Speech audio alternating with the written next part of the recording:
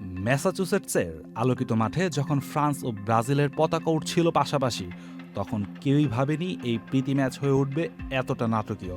কিন্তু ফুটবল তো কখনো সহজে তার গল্প বলে না, সে সব সময় লুকিয়ে রাখে চমক।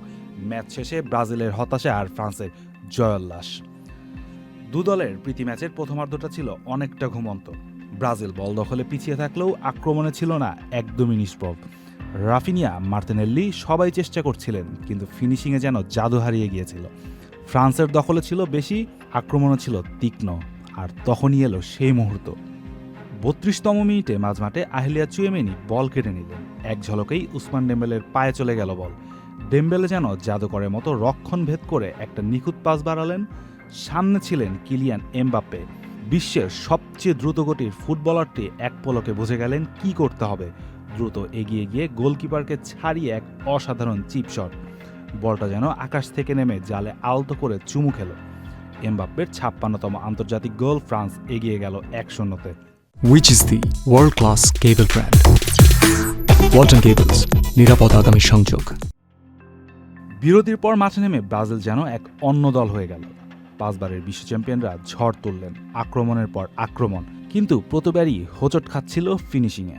আর ঠিক তখনই ঘটল এক অপ্রত্যাশিত ঘটনা। ৫৫ মিনিটে দায়াত উপেমেকানো বাজেভাবে ফাউল করলেন ব্রেহমেকে। প্রথমে হলুদ কার্ড, তারপর ভিআরের সিদ্ধান্তে সরাসরি লাল। ফ্রান্স পরিণত হলো ১০ জনে। সবাই ভাবল এবার হয়তো ব্রাজিলের সময়, কিন্তু ফুটবলের নিয়ম অন্যরকম। ৬৫ মিনিটে ফ্রান্সের যুব তারকা মাইকেল ওলিসের অসাধারণ থ্রু বল। বলটা দৌড়ে ধরলেন উগো একিতেকে। লিভারপুলের তরুণ ফরোয়ার্ড এক মুহূর্ত দ্বিধা করলেন না, দারুণ এক ফিনিশিংয়ে বল জালে পাঠিয়ে দিলেন। ২-০ জাতীয় দলের হয়ে তার দ্বিতীয় গোল। ব্রাজিল তখনও হাল ছাড়েনি। ৭৮তম মিনিটে ক্যাসেমিরোর ফ্রি কিক থেকে কাটব্যাক শট নিলেন লুইস এহি, কিন্তু মাঝপথে পা বাড়িয়ে দিলেন ডিফেন্ডার বেহেমে। বল ঢুকে গেল জালে। ২-১ ব্রাজিলের হয়ে জুভেন্টাস ডিফেন্ডারের প্রথম আন্তর্জাতিক গোল। এরপর আর সমতাসূচক লক্ষ্যভেদের সুযোগ পেল না লাতিন আমেরিকার দেশটি।